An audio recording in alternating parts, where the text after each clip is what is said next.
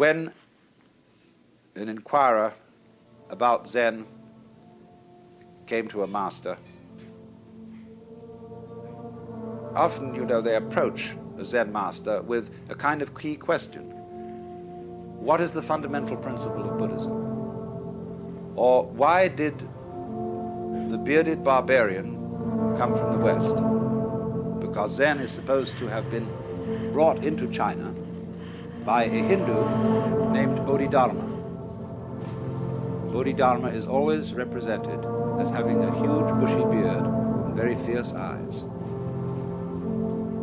Now, Bodhidharma always insisted that he had nothing to teach. And so, why did he come? That's one of the fundamental questions. You might say to me, I've often said when I'm giving a lecture, I'm not trying to improve you. I'm not trying to persuade you to a certain point of view. That is to say, like a preacher would convert somebody. In fact, I have nothing to tell you at all. Because were I to presume that I had something to tell you, I would be like a person who picked your pocket and sold you your own watch. So you might say, then why do I talk?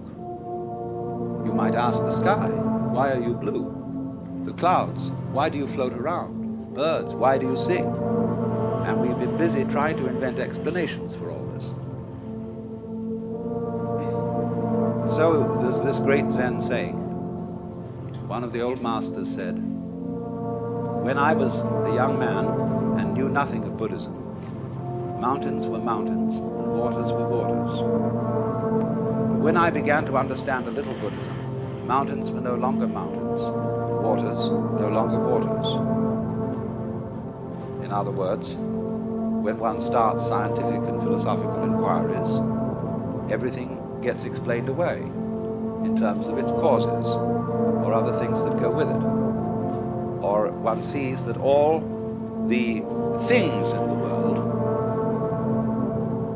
what we think are separate things, are as things illusions. There is nothing separate. So, but he said at the end, but when I had thoroughly understood, mountains were mountains, waters are waters. So, this is what's called direct pointing.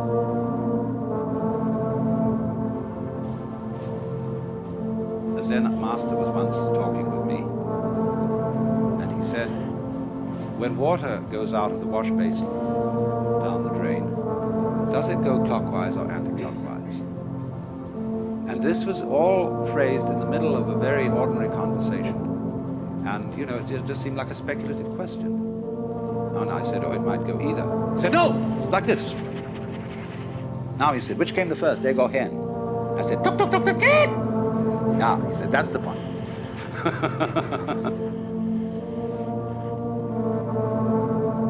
Now, it is saying too much, I warn you, to say that Zen is trying to point to the physical universe so that you can look at it without forming ideas about it. That is saying too much, but it is the general idea. It's in the direction of being the right idea. Zen people speak of the virtue of what they call mushin, which means no mind, or munen, no thought. That red lantern says munen, no thought. This is not an anti-intellectual attitude. The ordinary simple person is just as bamboozled by thinking as a university professor. You can think intellectually in a no-think way. That's the art. It doesn't mean not to have any thoughts at all. It means not to be fooled by thoughts, not to be hypnotized by the forms of speech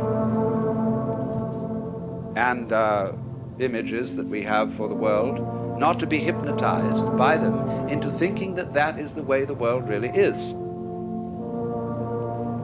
So if I say this is a fan, it isn't. To begin with, fan is a noise. And this doesn't make the noise fan, but just whoosh.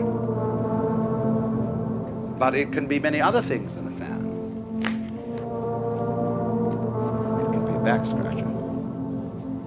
Very well. All sorts of things. Don't let words limit the possibilities of life. Actually, this fan has an inscription on it written by a Zen master who was 100 years old.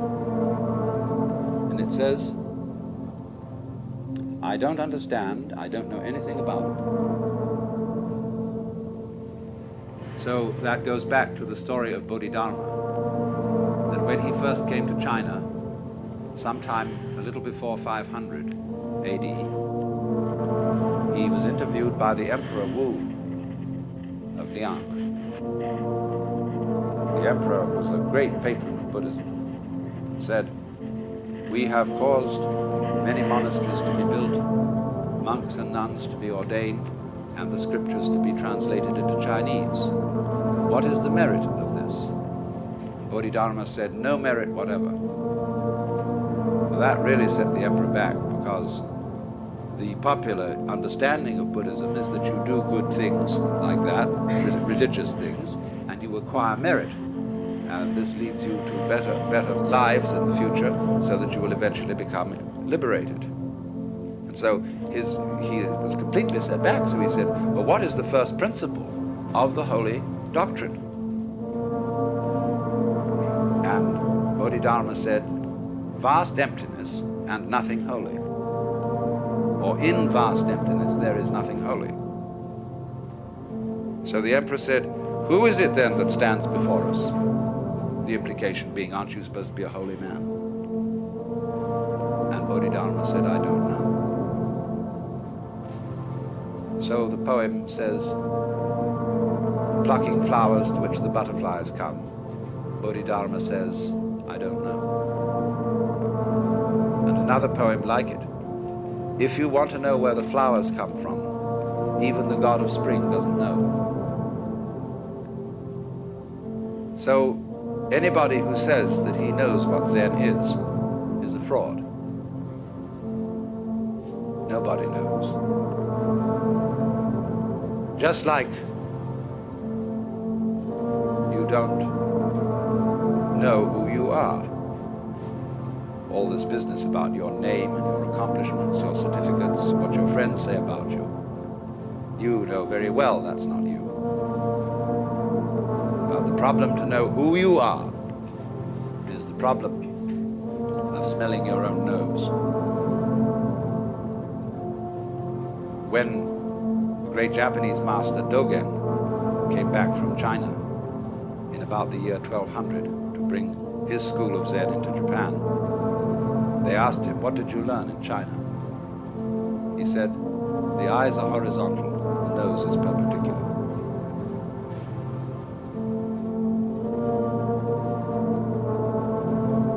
This man went on to write a tremendous book about Zen. They're so contradictory, these people. Don't expect consistency out of Zen master. Big book called the Shobogenzo. I talked with the Zen master about this book in Japan, and he said, "Oh," he said, "that's a terrible book. It explains everything so clearly. It gives the show away."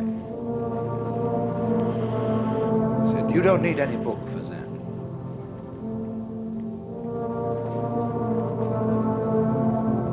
So you see, it is this kind of way of going about things, this method of Zen, that has so fascinated the West. And everybody who reads about Zen wonders if somehow, you see, this understanding is right under your nose. You know how it is, sometimes you get a crowd of people to come into a room, and you put something in the room that's absurd. Like suppose there was a balloon floating on the ceiling. People could come in and not notice it at all. somebody puts on something weird, some kind of a funny necktie or something. And you say to a person, well, haven't you noticed? A woman in a new dress, you know? Haven't you noticed? I said, well, no, what is it? What? No, it's right under your nose. They're staring you in the face, but you don't see it. And Zen is exactly like that.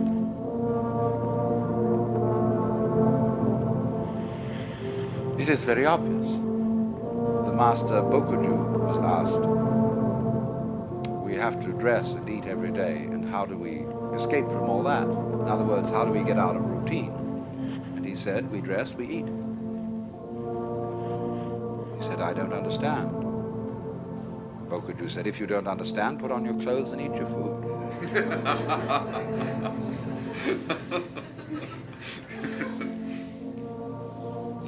Another Zen master in quite recent times was interviewing a student. You see, all these stories I'm telling you are connected, and what I want you to do is to grasp intuitively the connection. I was interviewing a student, a Western student, and he said,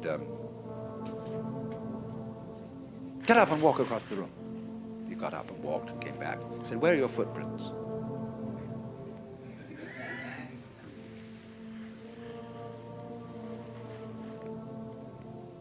Another monk asked Joshu, what is the way? Tao, Chinese, the Tao. He said, your everyday mind is the way. How do you get into accord with it? He said, when you try to accord, you deviate.